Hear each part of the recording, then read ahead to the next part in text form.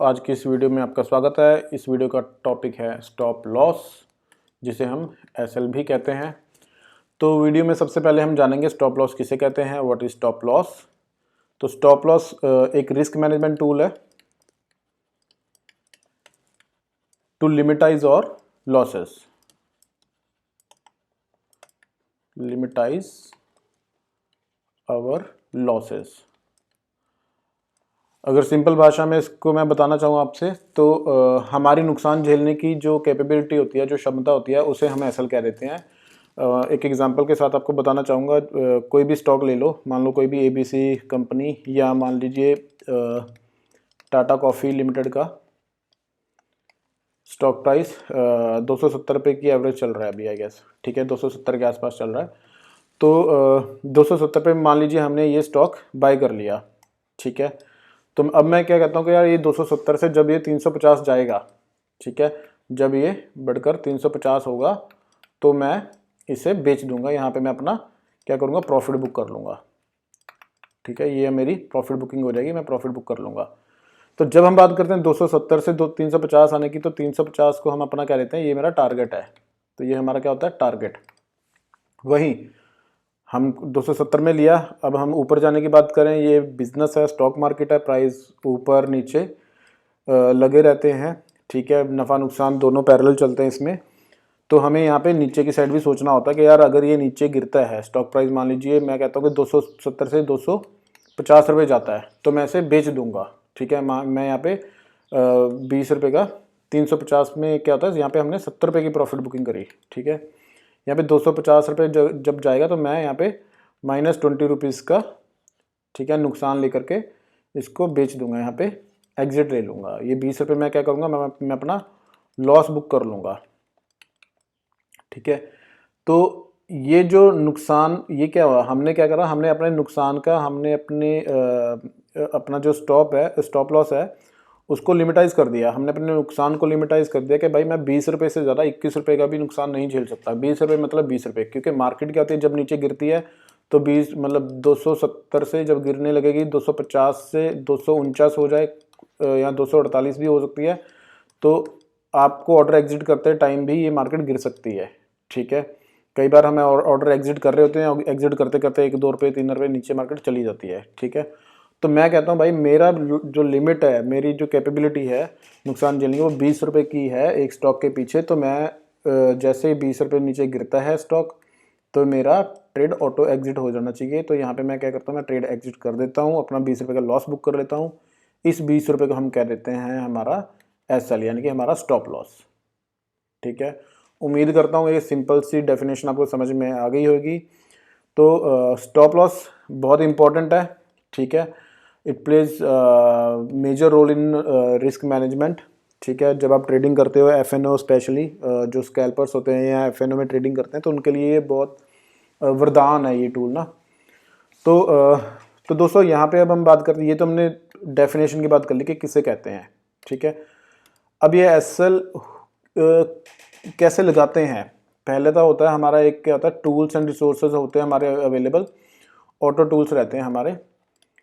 तो ब्रोकर के साथ, कोई भी आप ब्रोकर यूज़ कर रहे होगे, मान लीजिए आप ज़रोदा यूज़ कर रहे हो, या आप स्टॉक यूज़ कर रहे हो, एंजल वन या ग्रो, कोई भी, उनके अंदर एसएल लगाने की एक ना फैसिलिटी होती है। तो आप क्या करते हैं, सिंपली वहाँ पे एसएल एंटर कर देते, भाई 250 पे मेरी बिक जाए। ठीक है, मेरा लॉस बुक हो जाए। तो दूसरा क्या होता है हमारा, हम मेंटली भी स्टॉप लॉस लगा लेते हैं। Mentally in the sense of, हम कहीं टूल वूल में नहीं लगाते, हम सिंपल बाइंग ले लेते हैं। 270 रुपये में हम परचेज कर लेते हैं, बट हम कहते हैं कि यार अगर ये गिर के 250 पे गया तो मैं इसको बेच दूंगा। तो ये हमारा मैनुअली होता है, मेंटली हम प्रिपेयर हो जाते हैं कि भाई 250 में बेच देंगे। बट यहाँ पे नुकसान क्या होता है, अब वो जब गिरता है, मान लीजिए 254 पे गया रेट, तो मैं यहाँ पे भी एग्जिट ले लेता हूँ।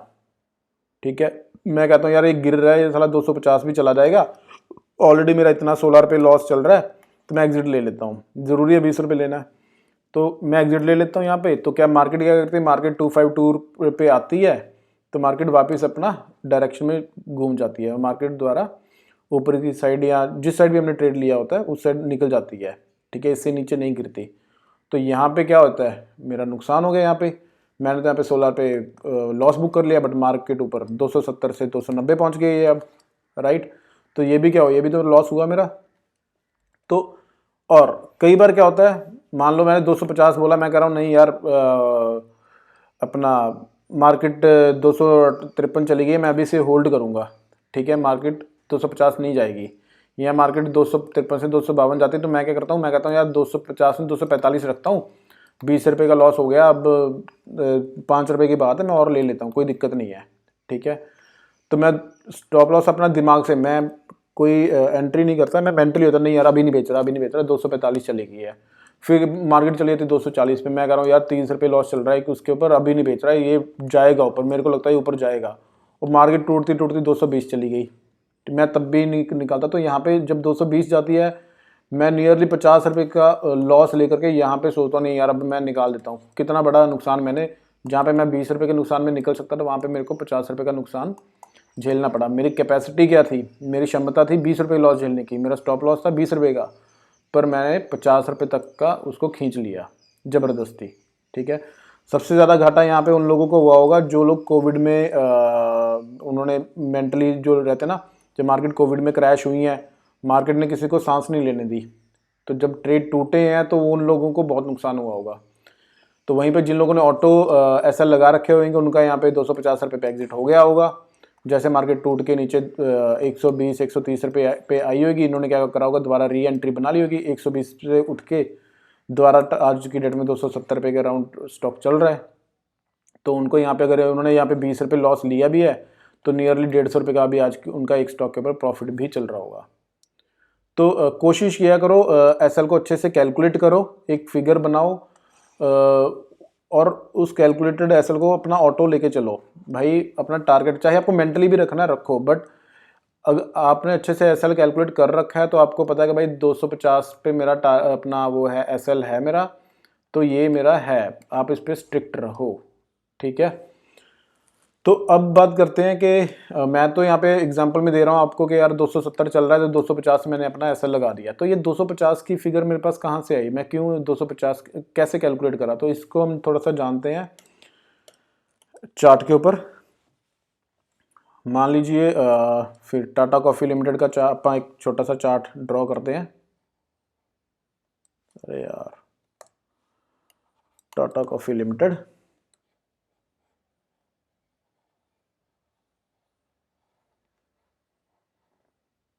ठीक है। तो मान लीजिए यहाँ पे अपना 270 पे आज की डेट में रेट चल रहा है।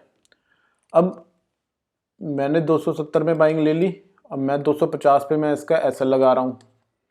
मैं क्यों लगा रहा हूँ, मैं 350 में मैं सोच रहा हूँ इसको बेचूंगा, ये मेरा टारगेट हो गया। तो मैं ये टारगेट कैसे आइडेंटिफाई कर रहा हूँ, या मैं ये एसएल की वैल्यू मैं कैसे आइडेंटिफाई कर रहा हूँ, ये सब चीज़ें आपको चार्ट के थ्रू ही पता लगेंगी। ये चार्ट ही आपको सब कुछ बताता है, ठीक है। तो आप अपने आप को टाइमली एजुकेट करते रहो, ये चार्ट्स को कैसे पढ़ना है, कैसे स्टडी करना है, कैंडल स्टिक्स को, इन सब चीज़ों को पढ़ते रहो। तो यहाँ पे हम क्या करते हैं, हम यहाँ पे सपोर्ट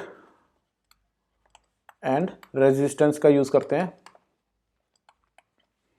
सपोर्ट एंड रेजिस्टेंस एक बेसिक ट्रेडिंग कॉन्सेप्ट है, आपको इसके बारे में मैं दूसरी वीडियो में समझाऊंगा और कोशिश करूंगा कि उसका लिंक डिस्क्रिप्शन में डाल भी दूं, ठीक है। तो हम क्या करते हैं, यहाँ पे 270 में मैंने ले लिया, हम यहाँ पे पहले एसएल को आइडेंटिफाई कैसे करना वो बात करते हैं, ठीक है। मैंने 270 पे ले लिया, मैं कह रहा हूँ कि यार मार्केट का एक ये सपोर्ट बन रहा है, ये सपोर्ट लेवल बन रहा है यहाँ पे मेरा 255 का, ठीक है। और ये वाला एक सपोर्ट लेवल बन रहा है, ये बन रहा है 250 का, ठीक है। तो यहाँ पे भी बायर्स बैठे हुए हैं, मार्केट को ऊपर ले गए हैं। तो यहाँ पे ये वाला जो जोन है, यहाँ पे मेरे को बायर्स बहुत ज़्यादा हैविली एक्टिव लग रहे हैं। यहाँ पे जो डिमांड जोन है, जो नीचे से सपोर्ट है, ये डिमांड जोन होता है, ठीक है। तो मेरे को लग रहा है यहाँ पे बहुत ज़्यादा डिमांड है, तो यहाँ से मार्केट नीचे नहीं जा सकती 250 रुपये से, ठीक है। मार्केट नीचे नहीं जाएगी, तो मैं ऑन अ सेफर साइड, ठीक है, मैं इसको अपना एसएल रखता हूँ कि अगर मार्केट इसके नीचे गिरती है तो मेरा यहाँ पे एग्जिट पोजीशन मेरी एग्जिट हो जाए, तो यहाँ तक मैं होल्ड कर सकता हूँ, ठीक है। तो एक अच्छी सी सपोर्ट ढूंढनी पड़ती है आपको, और वो सपोर्ट कितनी सॉलिड है, क्या उस पर डिमांड है, कितनी अच्छी ग्रीन कैंडल्स बन रही हैं, तो उन सब चीज़ों को स्टडी करने के बाद ही आप एक अच्छा सा एसएल कैलकुलेट कर सकते हो। तो दोस्तों उम्मीद करता हूँ कि आज की इस वीडियो में आपको मज़ा आया होगा, आपको कुछ ना कुछ लर्निंग हुई होगी। ठीक है, आप मेरे अपना जो भी आपका फीडबैक है वो कमेंट बॉक्स के ज़रिए मेरे को बता सकते हो। अगर आपका कुछ भी डाउट्स हैं तो आप मेरे को कमेंट बॉक्स के थ्रू पूछ सकते हो, मैं उन पर रिप्लाई करूँगा। और आपको इस वीडियो में मेरे अगर एफर्ट्स अच्छे लगे हों तो आप इस वीडियो को लाइक कर देना। लिख ही देता हूँ यार, एनिमेशन मेरे को आती नहीं अभी, वीडियो एडिटिंग सीखूंगा तब देखते हैं। अभी आप मेरी वीडियो को एक बार लाइक कर देना और चैनल को सब्सक्राइब कर देना। Thank you for watching. मिलते हैं जल्द ही नई वीडियो में। Bye bye.